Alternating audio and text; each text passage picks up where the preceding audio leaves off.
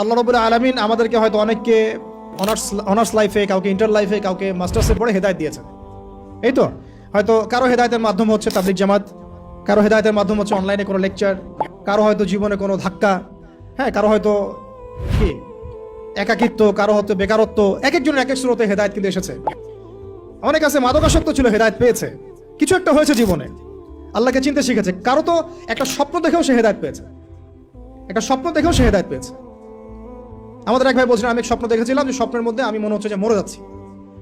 ওই দিন আমি ঘামা শুরু করলাম, সেদিন থেকে উঠে আমি ফজর নামাজ শুরু করেছি, আজকে থেকে নামাজ ছাড়ি না। এমন অনেক ভাই কিন্তু আছে, মানে আমি বুঝাতে পারছি এক এক মানুষকে আল্লাহ এক এক স্রোতে হেদায়েত দিয়েছেন। কাউকে একটা দার্সে বসে হেদায়েত দিয়েছেন, কেউ মিডিয়ার মাধ্যমে পেয়েছে, কেউ কোনো বই পড়ে পেয়েছে। এখন কথা হচ্ছে আমরা পেয়েছি কত বছর পরে, 25, 26, কারো বয়স 25, কারো 26, কারো 30, কারো 20, কারো আরো বেশি, কেউ তো হয়তো এখনো পান নাই, এমন অনেকে আছেন। তাহলে আমাদের জীবনের হায়াতি বা কত হতে পারে? সর্বোচ্চ 60 বা 70 বা 80 বা 100 বছর তো আশা আমরা কেউ করি না, ঠিক আছে? গড় আয়ু এই উম্মার 60 বছর থেকে 65 বছর। এখন তাহলে বাকি আছে কতটুকু? যদি ধরি 20 বছর 25 বছর, তাহলে এখনো যদি এই বাকি 20 বছর আমি দিনের জ্ঞান শেখার জন্য ওয়াকফ করতে না পারি, তাহলে আমার চেয়ে বোকা পৃথিবীতে দ্বিতীয় কোনো মানুষ নাই।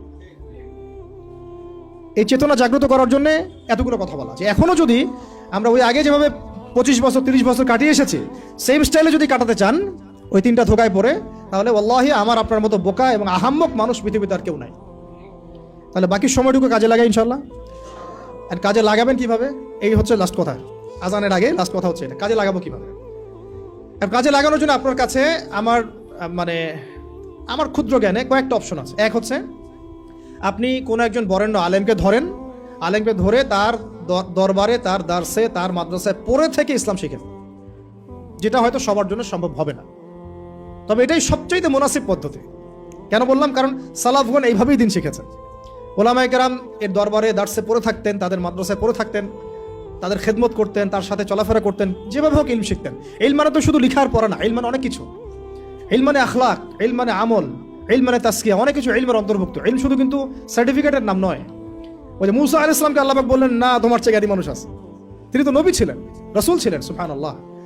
তো এটা হচ্ছে একটা উপায় বা সুরত, যে একজন বরেণ্য আলেমকে খুঁজে বের করে, তার সাথে মাশওয়ারা করে, তার সোহবতে থাকা, কন্টিনিউয়াসলি তার কাছে যাওয়া আসা করতে থাকা, এবং তিনি যে দিক নির্দেশনা দেন সেভাবে পড়াশোনা করা। এটা হয়তো সবার পক্ষে পসিবল নাও হতে পারে। দ্বিতীয় সুরত হচ্ছে যে এখন যে যেখানেই আছেন সেখান থেকে শিফট করে মাদ্রাসায় ভর্তি হয়ে যেতে হবে। মাদ্রাসায় ভর্তি হয়ে গিয়ে কোথা থেকে পড়া শুরু করবেন? যেহেতু আপনি এখনো তিলাওয়াতও জানেন না, তাহলে তিলাওয়াত থেকে।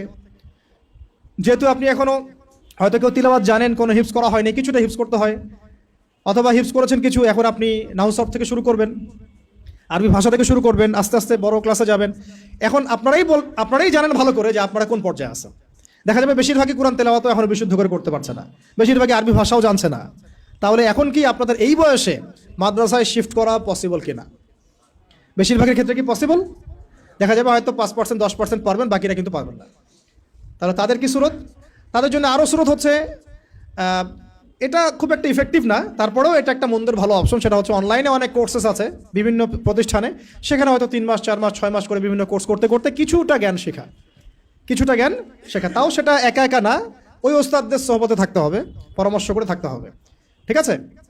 অনলাইনের একটা সেকশন হতে পারে, এই সেকশনে আমরা ইলম শিখতে পারি ইনশাআল্লাহ। এটা একটা সেকশন হতে পারে, এটা নিয়ে আমি পরে কথা বলছি ইনশাআল্লাহ। মাগরিবের পরে প্রশ্নোত্তর পর্বে কিছু কথা হবে ইনশাআল্লাহ এটা নিয়ে। 4 নাম্বার সুরত হচ্ছে অফলাইনে মাদ্রাসায় ভর্তি না হয়েও ওলামায়ে কেরামের সোহবতে, তাদের তত্ত্বাবধানে এইরকম 6 মাস 3 মাস 1 বছর 2 বছর এরকম কিছু কোর্সের মধ্য দিয়ে শরিয়া গ্র্যাজুয়েশনের দিকে যাওয়া, শরিয়া গ্র্যাজুয়েশন কোর্সের মধ্য দিয়ে, অথবা ইসলামিক ডিপ্লোমার কোর্সের মধ্য দিয়ে, বা সাবজেক্ট ওয়াইজ বিভিন্ন কোর্সের মধ্য দিয়ে আপনি একটু একটু করে জ্ঞান শিখতে পারবেন। এটা একটা সুরত হতে পারে। আরেকটা হতে পারে যে তাবলিগের সময় দিয়ে, বেশি সময় দিয়ে ওলামায়ে কেরামদের সোহবত এখানে পাবেন, ওইখানে আবার কোরআন তেলাওয়াত থেকে শুরু করে আস্তে আস্তে একটু একটু করে আগানো। তো মূল পড়াশোনা কিন্তু এই 4-5টা মাধ্যমের মধ্যে ওই দুইটাই। একটা হলো আপনার মাদ্রাসা শিফট হয়ে ভর্তি হয়ে পুরো ক্লাসিক্যাল সিলেবাসে পড়াশোনা করা, যেটা বেশিরভাগের ক্ষেত্রে পসিবল হয় না। আরেকটা হলো ওলামায়ে কেরামদের কোনো একজন, অন্তত একজনকে ধরে রেখে, তার সাথে নিসবত রেখে যাওয়া আসা করতে করতে তার কাছে জ্ঞান শিখতে থাকা। এছাড়া কিন্তু জেনারেল শিক্ষিত এই ভাইদের জ্ঞান শেখার খুব একটা রাস্তা আমার জানা মতে আমার চোখে পড়ে না। বাকি যেটা আপনাদের সামনে পড়ে সেটা হলো আহলুল ফেসবুক ওয়াল জামাআহ, যেটার মধ্য দিয়ে আপনারা জ্ঞান শিখবেন না, বরং জাহালাত শিখবেন। অল্প কিছু জ্ঞান শিখতে পারেন, অমুক একটা লেকচার দিচ্ছে, ভাই আপনার একটা লেকচার শুনলাম, এই কথা বলছেন, ওই কথা বলছেন, এইগুলো জাস্ট বিচ্ছিন্ন একটা কাটিং পিস আর কি। আমরা এই যে আজকে যে লেকচারটা হলো, এই লেকচারটা হয়তো পুরোটা অনলাইনে আপনি কখনো পাবেনও না, এমন হতে পারে। হয়তো এখান থেকে কেউ একজন অল্প কিছু অংশ দিয়ে দিচ্ছে, ওই অংশটুকু নিয়ে মানুষ ভাইরাল করে রেখে দিল। অথচ এখানে যে আরো অনেক আলোচনা হয়েছে, এটা কিন্তু আর কেউ বুঝতে পারলো না, জানতেও পারলো না। একইভাবে যারা এই ফেসবুকিং করে আর ইউটিউবিং করে, তাদের বেশিরভাগ কিন্তু দিনের জ্ঞানে পাণ্ডিত্য অর্জন করে নাই। তাই তাদের ম্যাক্সিমামই জানে না কোন অংশটুকু প্রচার করতে হবে আর কোনটা প্রচার করতে হবে না। এই কারণে তারা এমন এমন অংশ প্রচার করে যেটার প্রচার করলে ওদের কাছে মনে হয় ভিউজ বেশি হবে। ওই ভিউজের ধান্দায় গিয়ে তারা সমাজে ফিতনা ছড়ায় দেয়। আর একটা বিতর্কিত বক্তব্য কারো চলে গেলে আমাদের তো একটা দায়িত্ব আছে, বিতর্কিত বক্তব্য আসলে আমাকে আবার কাউন্টার দেওয়াই লাগবে। তখন বিভিন্ন আলেম আবার বসে বসে ওয়াজ মাহফিলে কাউন্টার দেওয়া শুরু করবে। আবার ওই কাউন্টার পিসগুলোকে নিয়ে তারা আবার রিল তৈরি করবে, ক্লিপ তৈরি করবে, করে আবার কাউন্টার ভিডিও দিবে। এই চলতে থাকবে, মূল আলোচনা থেকে জাতি বঞ্চিত হয়ে গেল। তো এই জগৎটাতে আপনি ইলম পাবেন না, বরং বেশিরভাগই জাহালাত পাবেন। তার প্রিয় ভাইরা এবং বোনদেরকেও বলছি একই সাথে, বোনদের কথা বলতে ভুলে গেছি, আমার মনে ছিল না যে এখানে কিছু বোন আছে। এখন এটা হলো আপনাদের সুরত, আপনাদের কাছে তাও কিছু সাহসিকতা আছে যে ঠিক আছে আমি জব ছেড়ে দিলাম বা আমি আমার পড়াশোনা ছেড়ে দিলাম, দিয়ে আমি মাদ্রাসায় ভর্তি হয়ে গেলাম। এই সাহস তো করে অনেক দিনই ভাই, করে না? করছে। অনেকে বলছে ঠিক আছে আমি অফলাইনে শিখবো, ওস্তাদের কাছে শিখবো, 6 মাস 6 মাস 1 বছর 2 বছর যা লাগে লাগুক আমি শিখবো। এরকম সাহস কিন্তু অনেক দিনই ভাই দেখান। অনেকে আপনার অ্যাভেলেবল আলেমকে পান, তাদের সোহবতে যেতে পারেন, তাদের সাথে কথা বলতে পারেন, বাট বোনরা কি করবে? তাদের তো সাপ্তাহিক তালিম ছাড়া আর কিছুই করার থাকে না। এমনকি বিয়ে হয়ে গেলে তো সংসারে চলে যায়, তখন তো মানে সন্তান প্রতিপালন করতে তাদেরকে সব কিছু ব্যয় করতে হয়, তারা কিন্তু তখন ইলম শেখার সুযোগটা পান না। আর এই বোনরা যখন ইউনিভার্সিটিতে পড়েন, সেখানে মেসে থাকেন, তাই না? ওখানে দেখা যায় বাসার থেকে টাকা পাঠায় বা প্রাইভেট পড়ে টিউশনি করে তারা ইউনিভার্সিটিতে পড়াশোনা করেন। এবং অনেক দিনই বোন সেখানে হ্যারাসমেন্টের শিকার হন, পর্দার খেলাফ কাজ করতে হয়, টিচারদের দ্বারা হ্যারাসমেন্ট হন, বন্ধুর দ্বারা হ্যারাসমেন্টের শিকার হন, কোনো সময় ধর্ষণের ঘটনাও ঘটে। আর কখনো ধর্ষণ না হলেও ফ্রি মিক্সিংয়ের কারণে অনেকেই জানায় লিপ্ত হয়ে যেতে পারে, তাই না? এটা কি পার্সেন্টেজ কম না বেশি? এটাও কিন্তু খুব মানে মহামারীর মতোই ছড়াইছে বিষয়টা। এর প্রমাণ আমরা সবাই জানি, আমরা বাইরে হয়তো বলছি না, কিন্তু আমরা জানি ভিতর থেকে এটা হয়। তো এখন এই বোনদের দিন শেখার ফিকিরটা কি? তারা কিভাবে দিন শিখবে বলেন? আপনারা বলেন, আমরা কি করবো এই বোনদের জন্য? কি করতে পারি আমরা তাদের জন্য? এখন যদি মহিলা মাদ্রাসা তৈরি করতে থাকি, তাহলে এই বোনদের কি পক্ষে কি পসিবল যে তাদের এই সব কিছু ছেড়ে দিয়ে আবার নতুন করে মিজান জামাতে ভর্তি হওয়া, বা এসো আরবি শিখি বইটা নিয়ে ভর্তি হয়ে পড়াশোনা শেখা, আরও 10 বছর পড়াশোনা করা, তাদের পক্ষে কি পসিবল? তাহলে তাদের পক্ষে অফলাইনে শেখার জন্য এইরকম কিছু কোর্সের দরকার আছে, স্থানীয়ভাবে, যেখানে তাদেরকে যে শিখতে না হয়, প্রত্যেকটা জেলায়, প্রত্যেকটা গ্রামে, ইউনিয়নে, প্রত্যেকটা জায়গায় তারা যেন এগুলো অ্যাভেলেবল পায়। তাহলে হয়তো তারা কিছুটা দিন শিখতে পারবে ইনশাল্লাহ।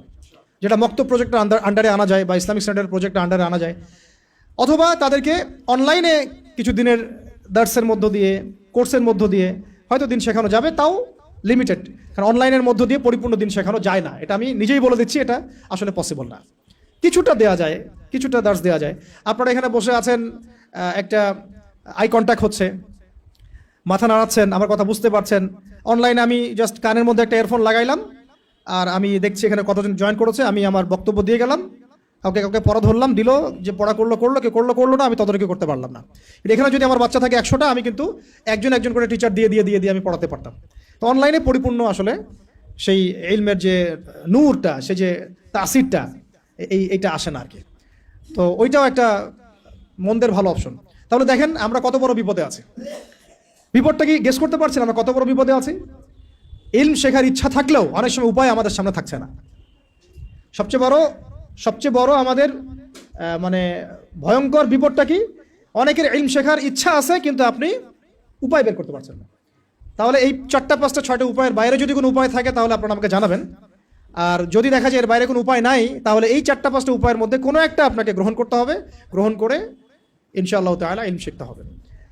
কারণ ইলম অর্জন না করলে আমল, তাসকিয়া, ওই দাওয়াত, ওই আমর বিল মারুফ, ওই নাহি আনিল মুনকার, আর ওই জিহাদের কথা বলছেন, ইসলামিক হুকুমতের কথা বলছেন, শরিয়া কায়েমের কথা বলছেন, এগুলো এতটা সহজ নয়। কারণ শুরুটাই হচ্ছে ইলম থেকে। বরং এই ইলম ব্যতীত যদি আমরা এগুলো করতে যাই, তখন হবে কি, আমরা নেক্সট শুরুতে ধোঁকা খাইতে পারি, বরং আমরা উম্মার উপকার করতে গিয়ে ক্ষতি করে ফেলতে পারি। তো আল্লাহ রাব্বুল আলামিন আমাদের সবাইকে যেন ইলমের এই সমুদ্রে ডুব দেওয়ার তৌফিক দান করেন।